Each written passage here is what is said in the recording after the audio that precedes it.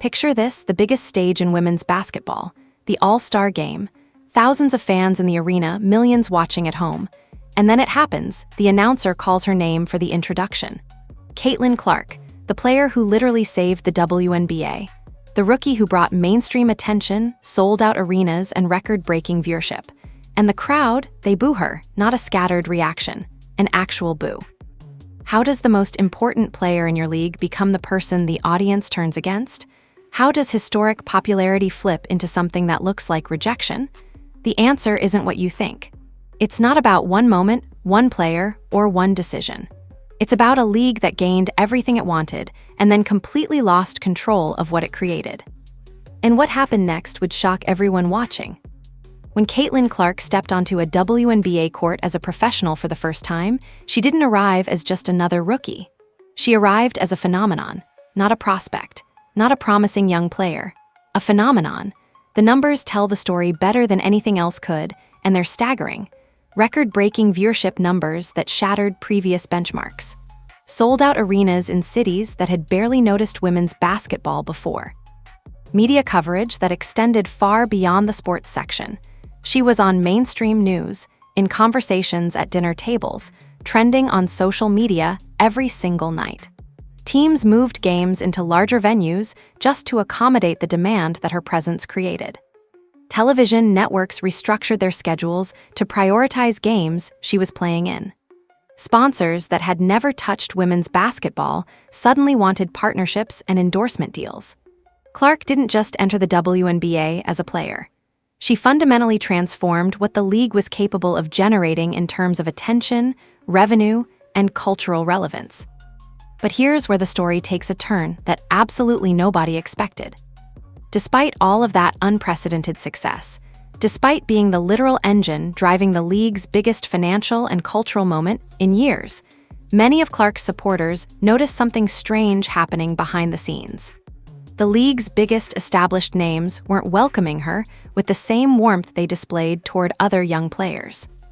This isn't about reading between the lines or imagination or speculation. The contrast became visible, documented, and discussed constantly across media, social platforms, and fan communities. When A'ja Wilson, one of the league's absolute superstars and one of the most accomplished athletes in women's basketball history, sat down with Olivia Miles, another young player trying to establish herself in the league, what she said was notable and memorable. "You're a star for real. You're going to have a really good career in this league." The words themselves were positive, encouraging, exactly what a veteran star should be saying to lift up a younger player trying to find her place. A veteran sharing knowledge and validation with the next generation. That's how leagues are supposed to work. That's the mentorship model that builds dynasties and sustains competitive excellence. And on its own, that moment should have been celebrated. But fans weren't celebrating, they were comparing. Because those same fans couldn't remember A'ja Wilson ever saying anything like that directly to Caitlyn Clark. Not that specific type of public validation. Not that kind of warmth. They remembered something different. They remembered what they interpreted as coldness, distance, and in some cases, what looked like resentment or indifference. This is where the actual controversy begins, and it's crucial to understand why the comparison mattered so much to the audience. Clark didn't just arrive with talent and skill. She arrived with expectations unlike almost any rookie in professional sports history. Unprecedented expectations. She carried the weight of an entire league's future on her shoulders before she'd even played a full season. She was supposed to transform women's basketball from a niche sport into mainstream entertainment. She was supposed to be the player who finally cracked the code of mainstream crossover appeal. And in that first season, she actually delivered. Records fell like dominoes. Attention exploded in ways the league couldn't have predicted. The WNBA had exactly what it had been asking for, dreaming about, trying to achieve for years. Yet the response from the league's most powerful players felt complicated at best. Fans didn't interpret this as complicated professional dynamics or normal competitive tension between players. They interpreted it as a rejection. They interpreted it as the established order pushing back against someone new. And that interpretation started building resentment in multiple directions. It's not that Olivia Miles should receive less praise. Nobody's arguing for that. The issue was the visible temperature difference. When you see warmth directed toward Paige Buchers, when you see encouragement and validation flowing toward Olivia Miles, and when you remember what felt like a colder reception for the player who literally changed the league's financial status and brought mainstream attention, the contrast becomes impossible to ignore. The contrast becomes its own story. And once that story starts, it spreads, it multiplies, it gets reinforced every time similar moments happen. The narrative became, Clark brought everything to the league: attention, money, new fans, mainstream relevance, viability. And instead of being welcomed with open arms and celebrated as the savior she was supposed to be, she was treated like a problem, like a complication, like something the league had to manage rather than embrace.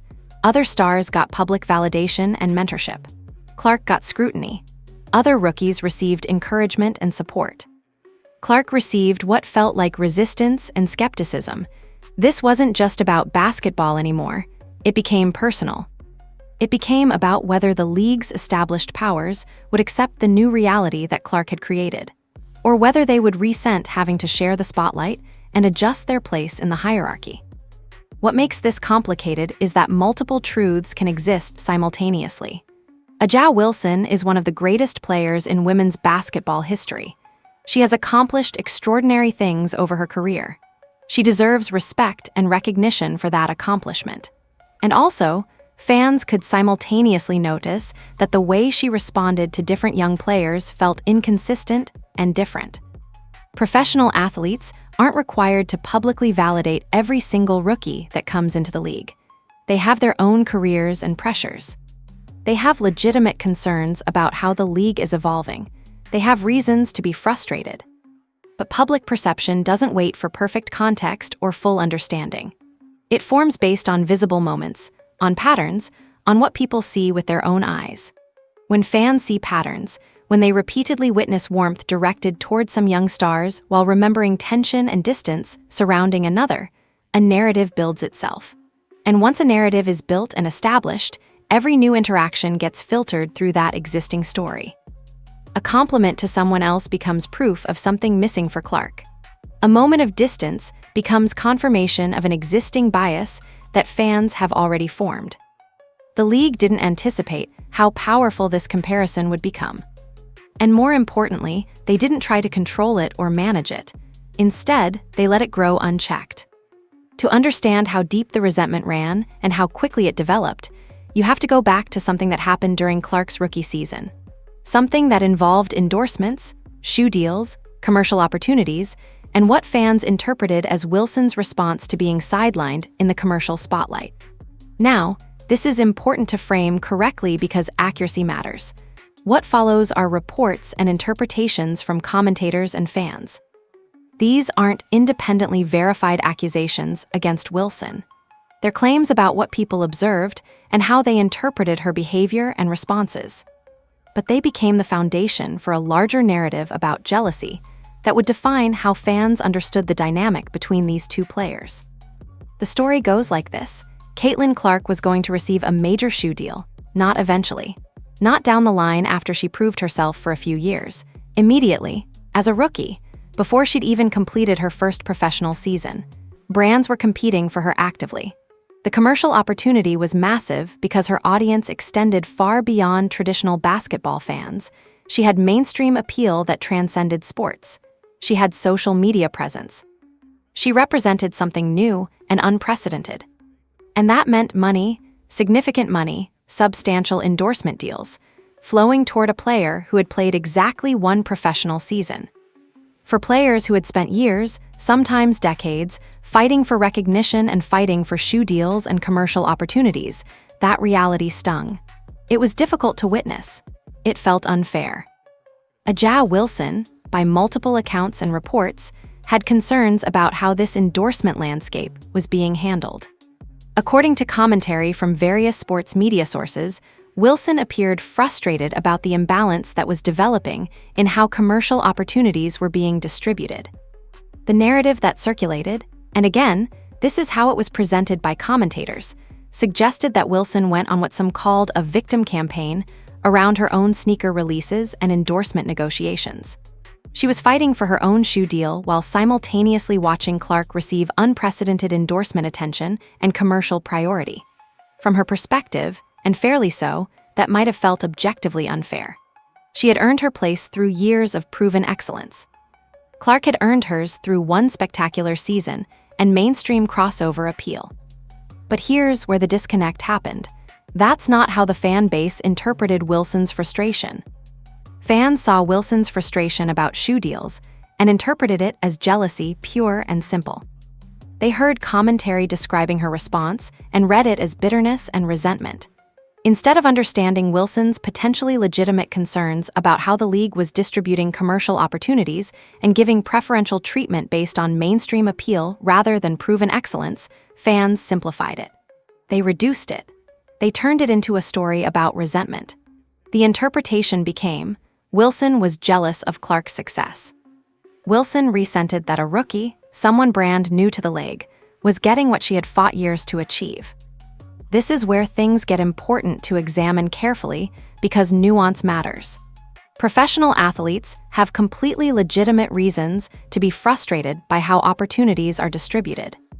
If you've built your career over a decade, if you've performed at the highest level consistently, if you've delivered excellence year after year, and then you watch endorsement priorities shift dramatically toward a rookie, that's objectively frustrating.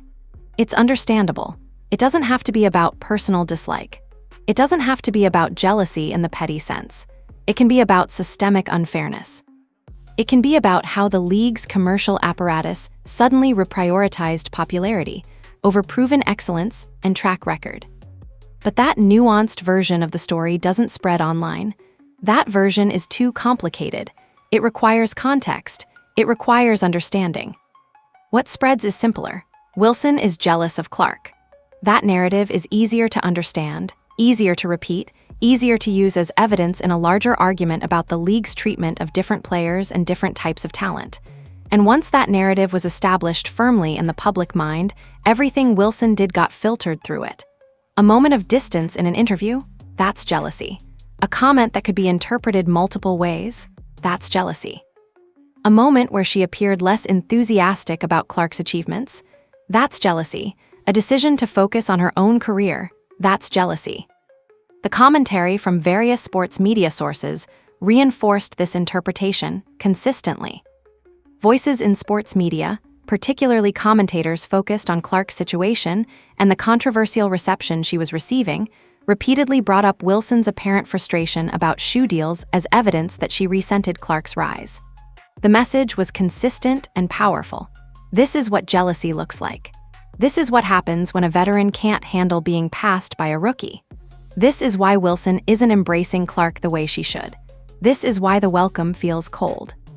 What nobody really examined closely was whether Wilson might have had legitimate professional concerns that got misinterpreted as personal bitterness, or whether the league's failure to manage how commercial opportunities were being distributed was the actual problem, not Wilson's response to it, but the underlying unfairness she was reacting to. But by the time those questions could be asked and explored thoughtfully, the narrative was already concrete and set in stone. Wilson had become the jealous veteran in the story. Clark had become the unfairly treated rookie facing resentment, and the league's role in creating that imbalance in the first place. It faded into the background. Nobody wanted to talk about it. This matters enormously because it set a precedent for how every future interaction would be interpreted and understood. When Wilson praised Olivia Miles later, fans didn't see a veteran mentoring a young player in a healthy way. They saw evidence of preferential treatment. When Wilson appeared less enthusiastic about Clark's accomplishments, fans didn't wonder if there were legitimate professional reasons for distance or caution.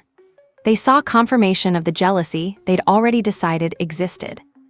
The shoe deal drama became the foundation, the proof, the evidence that the resentment was real and personal and not just about professional concerns.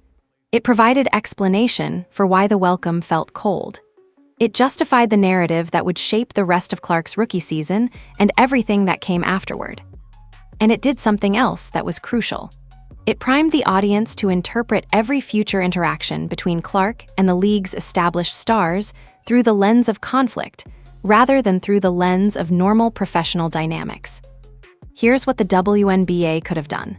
Think about this carefully because this was actually the moment where the league could have controlled everything that came after. When Caitlyn Clark was drafted and when she stepped onto the court for the first time, the league had an incredible opportunity positioned directly in front of it. A genuine chance to shape the narrative. They could have positioned her arrival not as a threat to the existing order, not as a challenge to what had come before, but as the culmination of decades of work by previous generations of players. They could have said publicly, repeatedly, and consistently in every possible venue. This moment exists because of what legends built before her. Caitlyn Clark is standing on the shoulders of players who sacrificed, who fought, who refused to give up. Her popularity is an opportunity to honor that history while building the future. That message could have been everywhere, in press conferences, in promotional materials, in how games were framed, in how media was directed, in conversations with established stars before they happened publicly. The league could have created a unified narrative that elevated everyone, the old and new generation building together. Growth without replacement, expansion without destruction, respect for history while embracing the future. They didn't do that, they chose differently. Instead, the loudest narratives became conflict. Clark versus Wilson, Clark versus Angel Reese, Clark versus the media, Clark's fans versus the league, longtime supporters versus newcomers. Every major conversation was framed as a choice. Do you support the new era or the old? Do you respect tradition or embrace change? Are you on Clark's side or the league's side? The league didn't just fail to unify around a positive message. They actively constructed division. They deliberately built narratives that forced people to choose sides. And the thing about division is that it sells incredibly well. Conflict generates clicks. Arguments drive engagement. Controversy keeps people watching. When a reporter asks whether Wilson is jealous of Clark, that gets views and eyeballs. When fans debate whether the league respects its veterans or embraces the future, that creates conversation and comments. When commentators frame every moment as evidence in an existing war between old and new, that builds audience size. The WNBA's media ecosystem discovered that outrage was profitable. That division was lucrative. That conflict was a business model. So the division deepened. Established stars started feeling attacked and defensive. If praising another young player could be interpreted as disrespecting Clark, they had to be careful. If mentoring a rookie could be framed as favoritism or rejection of someone else, they had to think twice. If any comment they made could be used as evidence against them in the court of public opinion, if any gesture could be twisted into proof of their supposed resentment, why say anything at all? The environment the league created made it harder for veterans to exist and express themselves without their actions being politicized. Everything became a statement. Everything became a declaration of where you stood.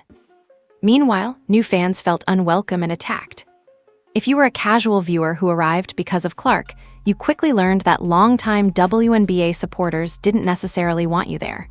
You were told you needed to understand the league's history and respect its pioneers before you could have any legitimate opinion. You were accused of disrespecting the greats if you focused on Clark's achievements. You were made to feel like you had to pass a loyalty test just to enjoy watching basketball. The league could have said, "Welcome. Here's what you need to know. Here's why this league matters. Here's the incredible talent you should appreciate." Instead, the message was, "Prove you respect what came before or you're part of the problem." Both groups, established supporters and newcomers, felt disrespected by the other. And the league did nothing to bridge that gap or build understanding. Actually, worse than nothing. The league benefited from the conflict while simultaneously claiming publicly that it wanted unity. That's a dangerous position because audiences can feel the insincerity. They can sense when they're being played. Every press release about celebrating the league's history felt like a rebuke of Clark. Every highlight of her accomplishments felt like an attack on previous generations. When the league tried to honor both, it looked like tokenism, empty gestures. The unified message never came because the league's actual incentive structure was division. Division drove engagement. Division created narrative momentum. Division sold tickets and generated views and kept people watching. But division also has a cost that takes longer to measure. Eventually, it consumes the thing you're supposed to be promoting. The basketball became secondary to the conflict. The games became secondary to the narrative. The sport itself became secondary to the culture war that had developed around it. People weren't watching to see great basketball. They were watching to see which side was winning. They were watching to confirm their existing beliefs about whether the league respected history or embraced the future. And once that happens, you can't just turn it off with one announcement. You can't go on air and say, "Actually, we were wrong. There's no conflict." These are just athletes playing basketball. Because now half your audience has been trained to see conflict as the primary story, and the other half has been trained to defend against accusations that their side is wrong. The environment you created is now in control of you. It's become self-sustaining. The league should have been building an ecosystem where multiple stars could thrive without anyone being diminished. Instead, it constructed a zero-sum game where celebration of one player meant disrespect for another. If Clark was celebrated, someone else was supposedly disrespected. If a veteran received praise, it was interpreted as a rebuke of the new generation. The WNBA had an opportunity to expand its audience and deepen its roots simultaneously. Instead, it chose to profit from the division between those two groups. And that choice had consequences that nobody fully anticipated. Let's talk about money, because money is where the hypocrisy and the contradiction become crystal clear. The WNBA spent months asking the public to invest in the league. Buy tickets, watch games, support the athletes, believe in women's basketball, treat it with the same respect you give the NBA, follow the league, make it part of your regular entertainment rotation. The message was consistent and emphatic. This is a world-class product with world-class athletes competing at the highest level. Pay attention, spend your time, spend your money, this is worth it. Then came the All-Star Game. According to reports and commentary from various sources, the previous All-Star Game was, frankly, disappointing and terrible. Not competitive in any meaningful way, not entertaining, not worth the price of admission.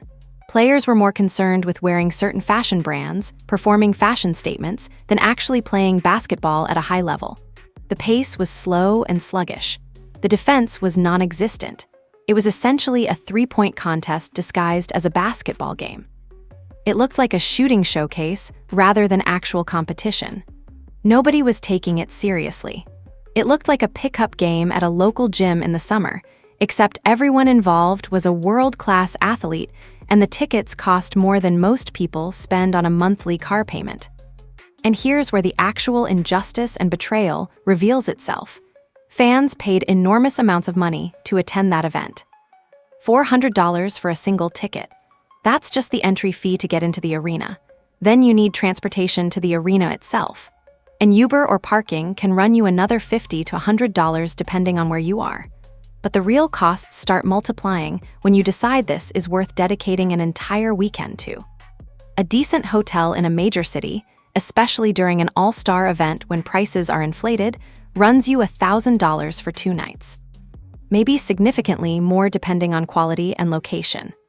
A round-trip flight could easily be $500 to $1,000 depending on where you're traveling from and how far you're going. Then add food and drinks in the arena, which is always expensive at sporting events. Additional meals in the city outside the arena. Entertainment around the city. Merchandise. By the time you've attended this one basketball game, you're looking at somewhere between $2,000 and $3,000. For a family of 4, it could approach $4,000 or $5,000 easily. That's not a casual spending decision. That's not something you do on impulse. That's money people saved for months. Vacation days carefully taken from work. Childcare arranged and paid for. Flights booked in advance to get the best deals. Hotels locked in. An entire weekend organized around this one event. Entire vacations planned specifically to attend. People cleared their schedules. They invested their time. They invested their money. They invested their emotional energy and excitement into the belief that this weekend would be special and memorable. And then the players acted like they didn't care at all. One commentator laid it out perfectly with a question that should have haunted the WNBA. Would you pay $400 for this? That's the question that actually matters. Not whether the players were having fun in the moment. Not whether it was technically still basketball being played. Would you spend your hard-earned money that you worked for and saved to watch this exact product right here? And the answer from fans was clearly, unambiguously, no, absolutely not. Never again. Because what they watched wasn't entertainment, it was indifference, it was apathy. Players launching shots from distances so far that there wasn't even a defender within 20 feet. Confused passes that looked like the players themselves didn't know what they were trying to do or accomplish. Moments where it wasn't clear whether someone was attempting a highlight play or just throwing the ball around and seeing what happened. Sequences where elite athletes at the highest level of their sport were making decisions that looked careless and lazy. And underneath all of it, permeating every possession, the sense that none of this actually mattered to the people on the court, that they were just going through the motions. Here's the thing about professional entertainment as a transaction: the audience gives time and money. In return, the performer gives effort and skill and authenticity. They give their best. When that transaction is broken, when the performer takes the audience for granted, it damages the relationship in ways that can't be easily repaired or undone. Because now the audience knows something true. Their investment might not matter. Their presence might be secondary. Their money might be going towards something the performers themselves don't take seriously or care about. And the WNBA was simultaneously asking for more investment, more respect, bigger media deals, higher salaries and better compensation, greater cultural recognition and credibility. The message was, we deserve to be treated like the NBA, take us seriously. But the product being delivered said something completely different. The product said, we're going through the motions, this doesn't matter to us. That contradiction is devastating to a league trying to build loyalty. Especially when you understand who the league was asking for investment from. These weren't people with unlimited disposable income. These were fans who saved, who made sacrifices, who treated this weekend like something special and important. They were voting with their money.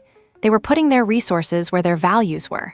They were saying, women's basketball matters to me. I believe in this sport. I'm willing to invest in it. And the response they got was a showcase event where the athletes appeared to be going through the motions without caring. One commentator captured the frustration perfectly. This is what y'all displaying, and then you wonder why people aren't paying attention to women's basketball. That's not an unfair or harsh criticism. That's a legitimate observation about cause and effect. When your biggest stage features players who don't appear interested in competing, when fans can sense that the result doesn't actually matter to the people on the court, when the entertainment value doesn't justify the investment people made, you've broken the fundamental transaction of sports entertainment. And here's what made it worse and more damaging. This wasn't the NBA's all-star game competing for attention.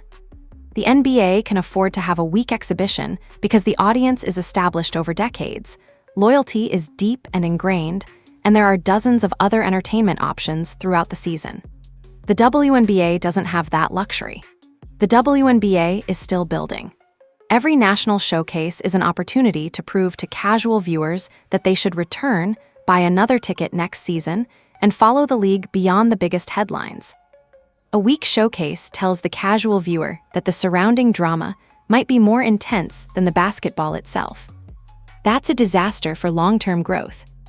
You need to understand the specific possessions that crystallize the frustration, because one bad play might be overlooked as an anomaly. One mistake might be forgiven. But one bad play that becomes a symbol of something larger, that lives forever in the memory of the audience. And several moments from that all-star game became exactly that, symbols of the gap between what the league was asking fans to invest in and what it was actually delivering. Gabby Williams, she's at the three-point line, actually beyond the three-point line, 4-point range. The commentary calls it exactly what it was, a shot from an unreasonable distance with absolutely nobody defending her. Not a defender 10 feet away, not a defender 15 feet away, not a defender anywhere close by.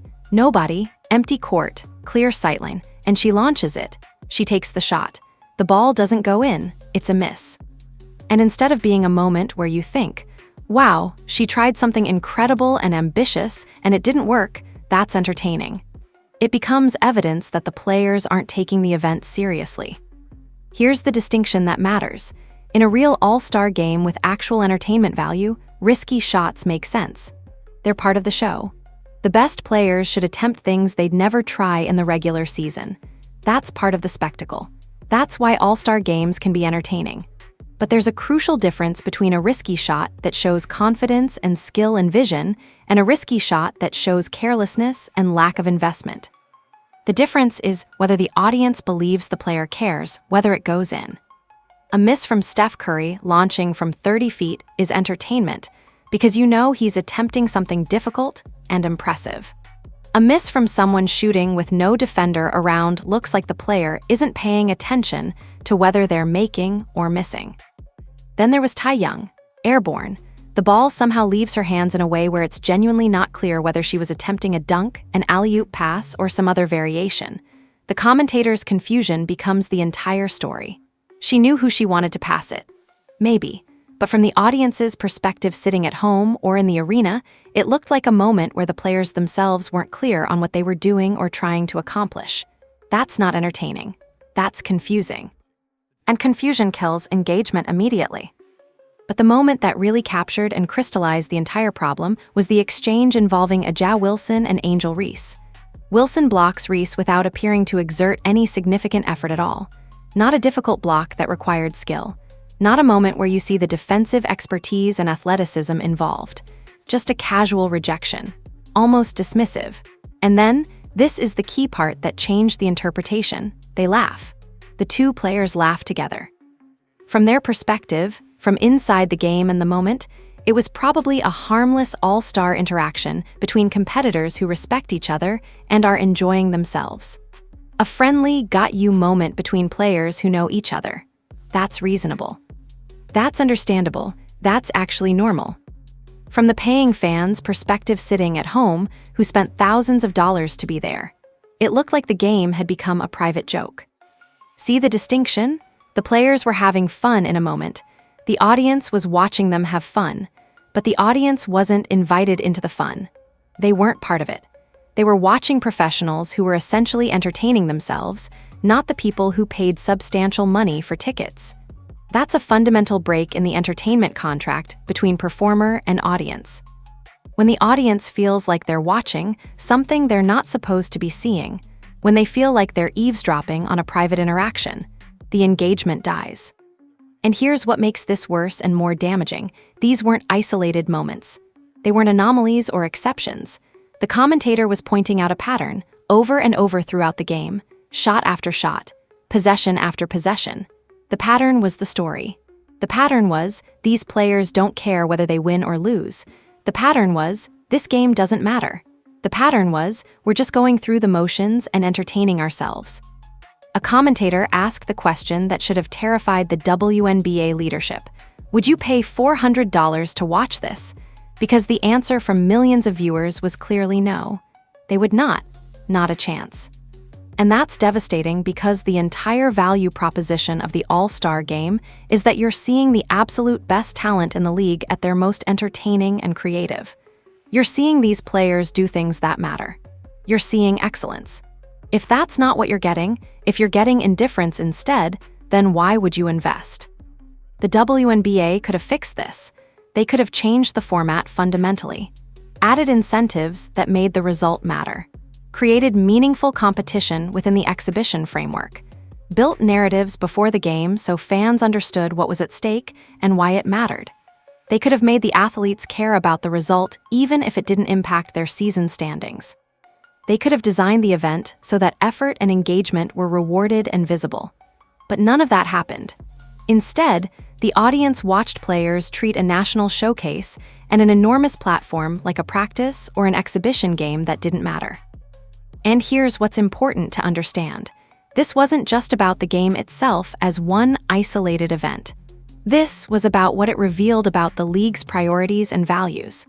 The WNBA had spent months telling the public that women's basketball deserved respect, that it was a serious product, that it was worthy of investment and attention, that it mattered. And then when the biggest stage arrived, when the league's most visible moment came, the message from the athletes was clear. We don't take this seriously. We're just here for the moment. We don't care whether you're entertained. That contradiction didn't go unnoticed by anyone. It festered. It grew. It built resentment. And when the season continued, when the real games resumed and people tried to re-engage, that feeling didn't disappear. It lingered. The audience had been shown what the league thought of them, and they didn't like it one bit. By the time the all-star drama unfolded and the criticism started pouring in from every direction, something important had already happened.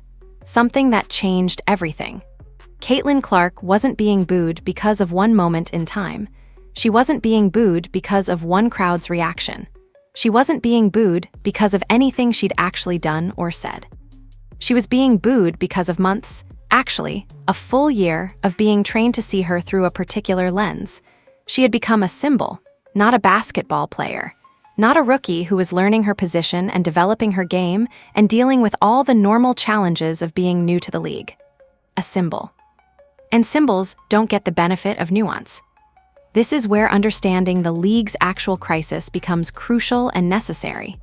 The crisis wasn't that A'ja Wilson was jealous, or that established players resented change, or that there were competitive tensions between different generations of players. Those things might have been factors. They might have been real, but they weren't the core problem. They weren't the root cause. The core problem was that the WNBA's media strategy, the way stories were being told, the narratives being pushed, the conflicts being highlighted, had trained the entire audience to see everything through division. A'ja Wilson praised Olivia Miles during the All-Star event. That was actually a positive moment on its surface. A veteran star encouraging a younger player. That should be celebrated universally. But because the audience had been primed by months of comparisons and conflict narratives, that moment became something different. It became evidence. Evidence of what? That Wilson never said things like that to Clark. Evidence that there was a hierarchy of respect, depending on who you were and where you fit. Evidence that some young players received mentorship and warmth, while others received coldness and resistance. It's the same with every interaction the audience witnessed. A boo in a crowd during an introduction, which can happen for 100 different reasons, many of them having nothing to do with the player being booed, suddenly becomes proof that fans have turned. Maybe it was fans from a rival team rooting for their own player. Maybe it was a specific crowd in that arena, with local dynamics the camera never captured. Maybe it was context that nobody understood. But the audience wasn't thinking about context. They couldn't see context. The audience was thinking about the narrative they'd been given. And in that narrative, a boo confirmed what they'd already been told. The league had rejected Clark. A bad all-star possession. A moment where a player made a careless decision or lazy pass. In isolation, that's just a mistake. Athletes make mistakes constantly. It's normal. But when it's the 100th careless moment you've watched over months, when it's framed as evidence that the league doesn't take women's basketball seriously, when it's used to support an existing argument about the league's culture, suddenly it becomes something more meaningful. It becomes proof. It becomes confirmation. Here's what's crucial to understand. Villains aren't created by single moments. They're created by patterns. And patterns are created by the media, by commentators, by the narratives that get repeated over and over and over. Caitlyn Clark didn't become controversial because she did something wrong or behaved badly. She became controversial because every action she took, every moment she was involved in, every interaction that happened around her, all of it was being filtered through a lens of conflict. All of it was being interpreted as evidence in an existing war. The league didn't just allow that to happen passively. The league participated in it actively, because in the short term, it worked. The conflict generated views. It generated engagement. It kept people talking and debating and arguing. Every debate about whether Wilson was jealous drove traffic to media outlets. Every argument about whether newcomers respected the league's history created comments and engagement. Every video analyzing whether Clark was being treated fairly went viral. The WNBA discovered that outrage was profitable. But here's the thing about outrage and conflict. It's unsustainable long-term. Eventually, it consumes the thing you're supposed to be promoting. The basketball became secondary to the conflict. The games became secondary to the narrative. The sport itself, the actual competition and excellence, became secondary to the culture war that had developed around it. People weren't watching to see great basketball. They were watching to see which side was winning the argument. They were watching to see which narrative was being proven correct. And once that happens, once the narrative becomes bigger than the product, you can't just turn it off with one announcement. You can't go on air and say, "Actually, we were wrong." There's no conflict. These are just athletes playing basketball. Because now half your audience has been trained to see conflict as the primary story, and the other half has been trained to defend against accusations that their position is wrong. The environment you created is now in control of you. It's become self-sustaining. It feeds itself. Clark didn't become a villain because she deserved to be one. She became a villain because the system around her needed one to function. The WNBA needed conflict to maintain engagement and interest. Media outlets needed controversy to drive clicks and views. Commentators needed division to build their personal brands. And the easiest way to maintain that system was to make Clark the focal point. Either defend her and be accused of disrespecting the league's history and traditions, or criticize her and be accused of resenting progress and change. Either way, you're part of the conflict. You can't escape it. The real crisis isn't Clark or Wilson or any individual player. It's the system that created the conditions where a player who brought unprecedented attention to the league could somehow become booed. It's the failure of leadership to manage the narrative instead of being managed and controlled by it. It's the discovery that engagement through conflict is profitable in the short term, but deeply destructive in the long term. And by the time anyone realized what had happened, it was too late to reverse course. The WNBA now faces a decision about what kind of league it wants to be. It can continue benefiting from outrage, continue manufacturing conflict, continue making personalities into symbols in a larger culture war. That approach will keep generating engagement, arguments, and short-term attention. Clicks will remain high. Controversy will sustain conversation. But eventually, the product suffers. The basketball becomes secondary to the drama. New fans arrive confused about what side they're supposed to be on. Established fans feel their history is under attack. Stars can't exist without being politicized. The sport collapses under the weight of its own division. Or the league can build an actual sports ecosystem, where rivalries come from meaningful games, not manufactured conflict, where personalities coexist without one requiring another's diminishment, where new viewers discover multiple players instead of choosing sides, where the basketball remains the story. Clark being booed doesn't prove her popularity has disappeared. Popular athletes are often booed because they matter. The danger is the environment that taught people to treat her presence as a political position. The league wanted attention. Now it must decide what kind of audience it wants to keep.